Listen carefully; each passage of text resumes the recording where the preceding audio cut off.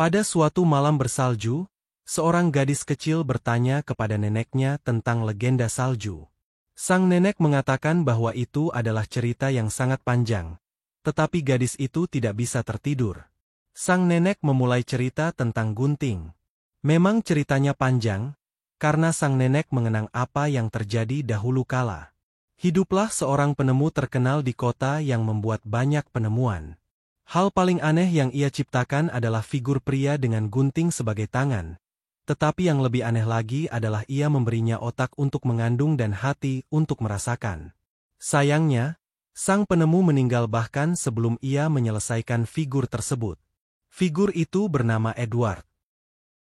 Pada suatu hari yang cerah, seorang wanita berkoordinat ungu mengunjungi semua rumah wanita di kota untuk menjual produk kosmetiknya.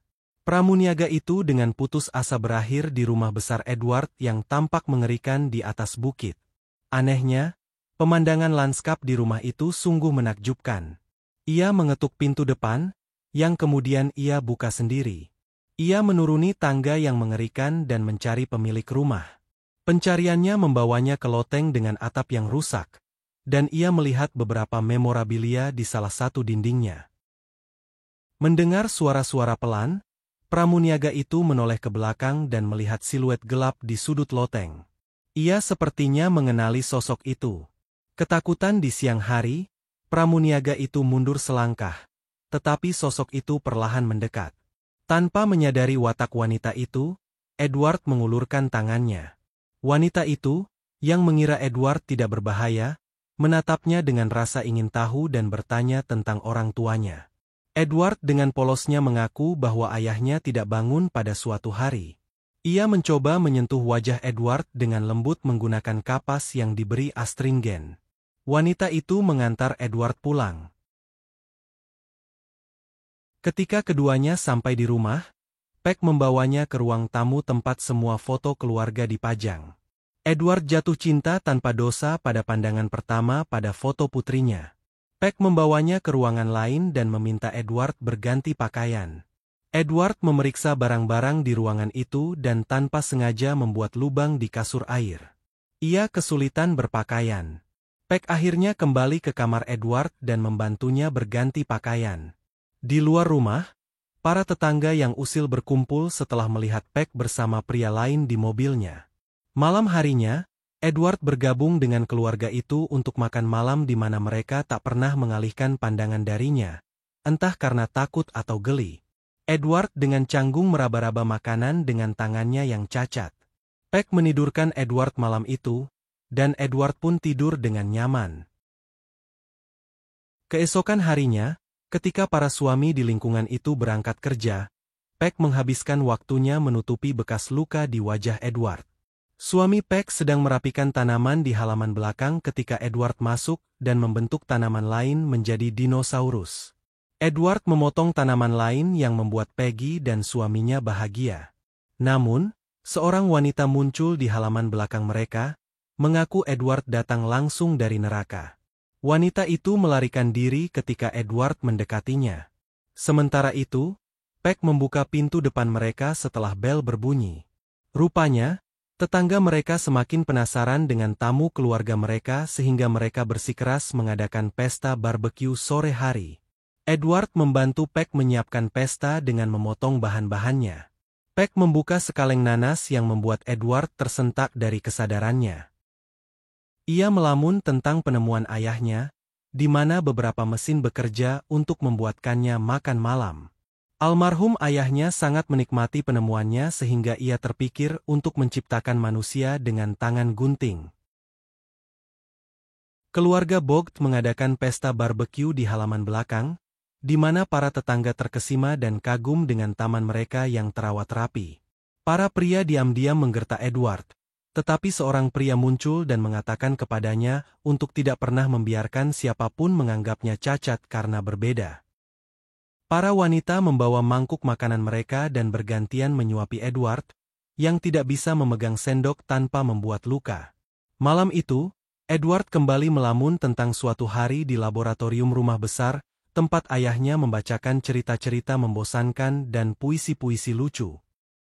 Di luar, Kim tiba bersama geng pacarnya dari perjalanan berkemah. Kim masuk ke kamarnya dengan semua barangnya, menyalakan lampu, dan berteriak setelah melihat Edward dari cerminnya.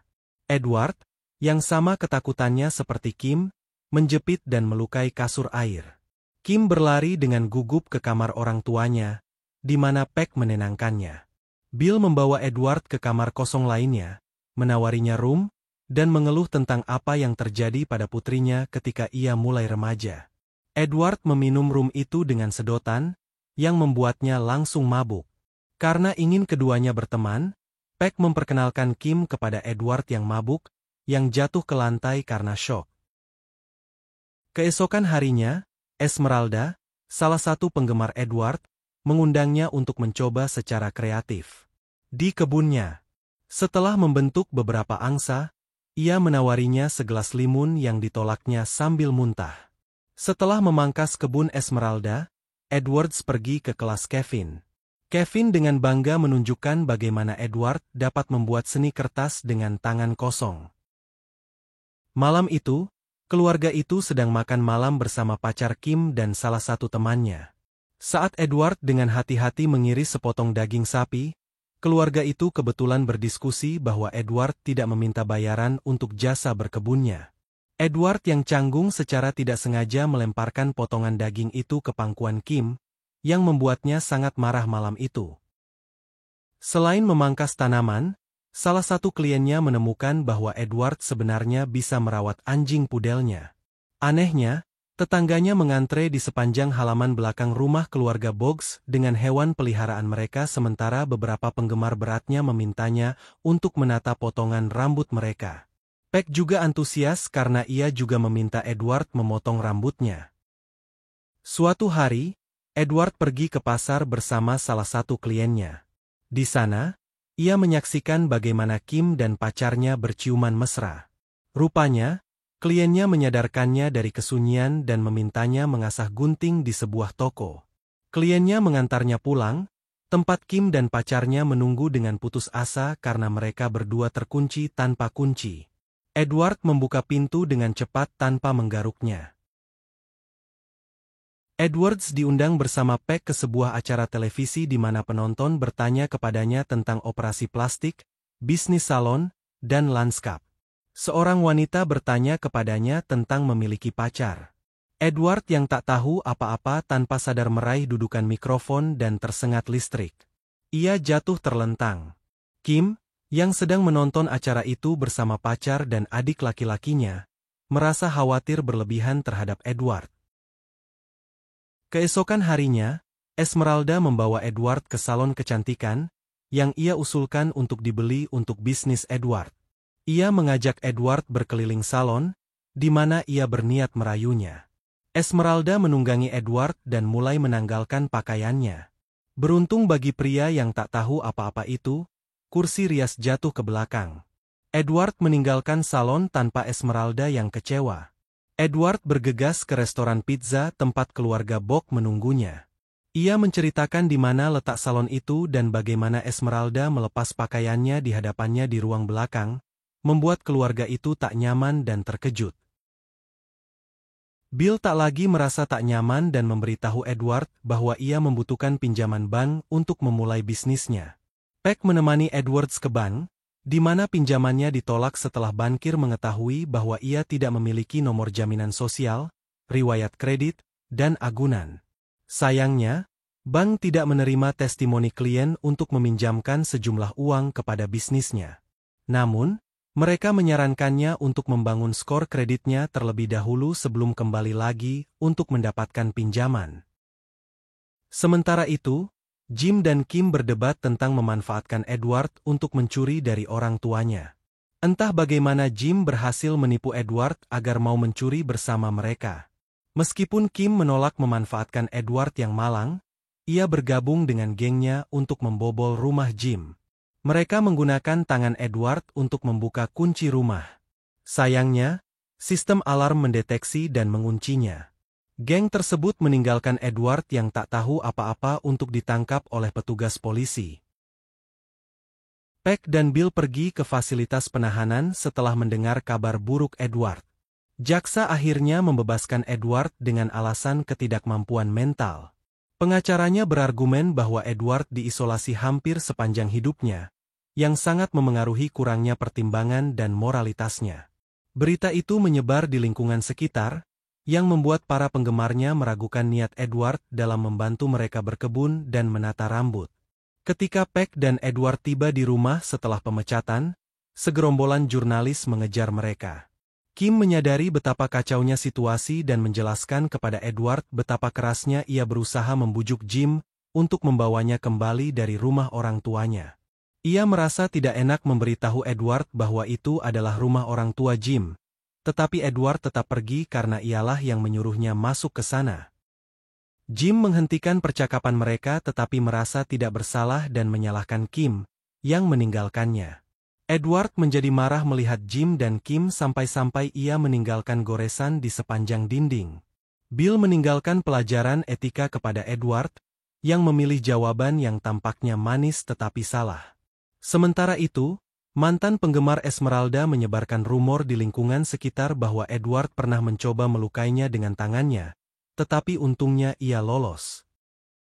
Akibat rumor tersebut, para mantan penggemar lainnya memutuskan untuk tidak menghadiri undangan makan malam Natal dari Peck. Pada suatu malam Natal, Peck dan Kim sedang mempersiapkan pohon Natal. Kim pergi dan melihat pemandangan musim dingin di luar rumah mereka. Edward sedang mengerjakan patung es yang menakjubkan. Kim sedang menari-nari di tengah hamparan salju ketika Jim berteriak dan mengejutkan Edward yang malang. Ia tak sengaja menggores telapak tangan Kim. Saat Peck membawa putrinya ke dalam untuk berobat, Jim mendorong Edward keluar dari halaman box. Kim kembali keluar dan memutuskan hubungan dengan Jim setelah kehilangan jejak Edward. Edward yang murka meninggalkan kota, merobek baju terusannya dan beberapa tanaman. Seorang tetangga melaporkan apa yang dilakukan Edward kepada polisi, yang muncul beberapa menit kemudian, mencari Edward di rumah Peck. Peck dan Bill pergi mencari Edward di tengah kota, tetapi Edward kembali ke rumah mereka sendirian setelah melihat mobil polisi. Kim memeluk Edward yang kesepian, yang kembali tertidur dan melamun lagi di mana sang penemu memberinya sepasang tangan palsu. Dalam mimpinya, ia memotong jari dan telapak tangan setelah ayahnya jatuh terduduk. Ia terbangun dari trans lagi, takut ia akan melukai Kim. Sementara itu, Jim dan temannya yang mabuk berkendara meninggalkan kota menuju rumah Kim. Dalam perjalanan, para pria mabuk hampir menabrak Kevin. Edward melompat untuk menyelamatkannya dari mobil, tetapi ia malah melukai wajah Kevin. Jim berasumsi bahwa ia menyerang Kevin. Seluruh lingkungan berhamburan keluar setelah mendengar keributan itu. Polisi mengejar Edward, yang melarikan diri kembali ke rumahnya di puncak bukit. Peck memohon massa yang marah untuk membiarkan Edward pergi. Polisi menembakkan senjatanya 3 kali untuk menipu orang-orang bahwa Edward sudah mati, tetapi kerumunan yang skeptis dan penasaran juga maju ke rumah besar. Kim mengikuti Edward ke rumah tua yang gelap. Tanpa dia sadari, Jim mengikuti jejaknya ke loteng dan mencoba membunuh Edward. Kim menghentikan Jim dengan menjatuhkannya ke tanah dan mengarahkan pisau Edward ke lehernya. Jim mendorongnya, yang membuat Edward mendidih dalam kemarahan. Dia menusuknya dengan salah satu pisaunya dan meninggalkannya jatuh ke tanah di luar. Kim mengaku bahwa dia mencintai Edward.